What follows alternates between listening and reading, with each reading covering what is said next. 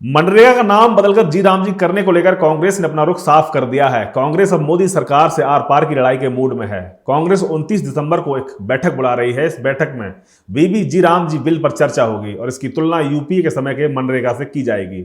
मुझे आज भी याद है 20 साल पहले डॉक्टर मनमोहन सिंह जी प्रधानमंत्री थे, तब संसद में मनरेगा कानून आम राय से पास किया गया था। ये ऐसा क्रांतिकारी कदम था जिसका फायदा करोड़ों ग्रामीण परिवारों को मिला, खासतौर पर वंचित, शोषित, गरीब और अति गरीब वर्ग के लोगों की रोजी रोटी का जरिया बना। कांग्रेस संसदीय दल की अध्यक्ष सोनिया गांधी ने उस समय को याद किया जब 20 साल पहले मनमोहन सिंह प्रधानमंत्री थे। तब संसद में मनरेगा कानून आम राय से पास किया गया था। सोनिया गांधी ने इसे क्रांतिकारी कदम बताया जिसका फायदा करोड़ों ग्रामीण परिवारों को मिला।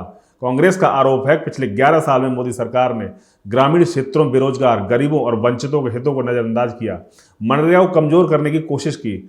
नए प्रस्तावित कानून को लेकर कांग्रेस अब मोर्चा खोलने की तैयारी में है, तो सत्ताधारी एनडीए ने इसे राजनीतिक करार दिया है।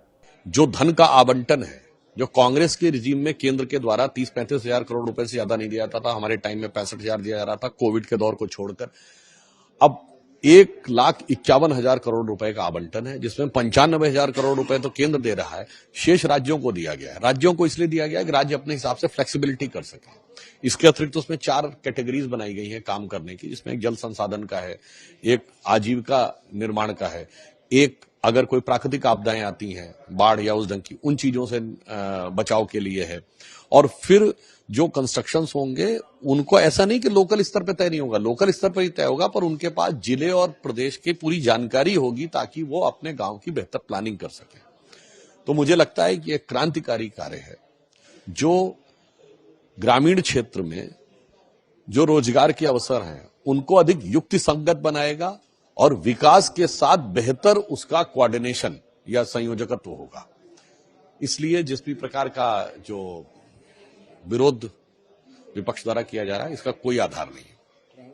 नया बिल संसद में पास हो चुका है, लेकिन कांग्रेस की प्रतिक्रिया से बीजेपी सांसदों को इस बात पर हैरानी है कि संसद की ओर से हाल ही में पास किए गए बिल पर समिति में चर्चा की जा रही है। तो इसका नाम national rural employment guarantee act NREGA रखा गया, और जब 2009 में फिर जाके महात्मा गांधी नरेगा नाम इसका रखा गया।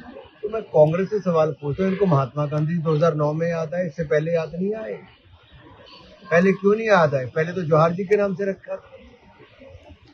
आज अगर हम कोई नई योजना लेकर आ रहे हैं और उसका नाम है विकसित भारत के लिए गारंटी फॉर रोजगार एंड आजीविका मिशन ग्रामीण, यानी कि ग्रामीण भारत के विकास के लिए, विकसित भारत के संकल्प से सिद्धि की यात्रा के लिए जी राम जी बिल हम लेकर आए हैं।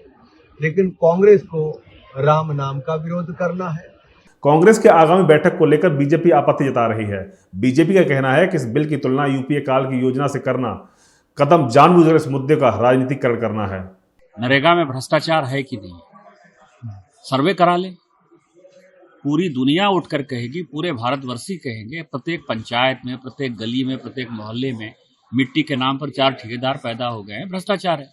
उस भ्रष्टाचार को रोकने के लिए हमने क्या कहा है, क्या बायोमेट्रिक जो है बायोमेट्रिक होगा, बिना बायोमेट्रिक के जो है हम किसी को पेमेंट नहीं करेंगे।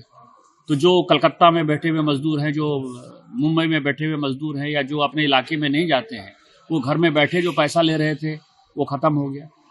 दूसरा हमने कहा है कि प्रत्येक जिले में लोकपाल होगा। लोकपाल यदि होगा तो वो जांच करेगा सभी जगह। हाँ।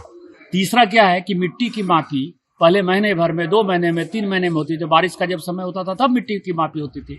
अब है कि 3 दिन के अंदर मिट्टी की मापी करिए।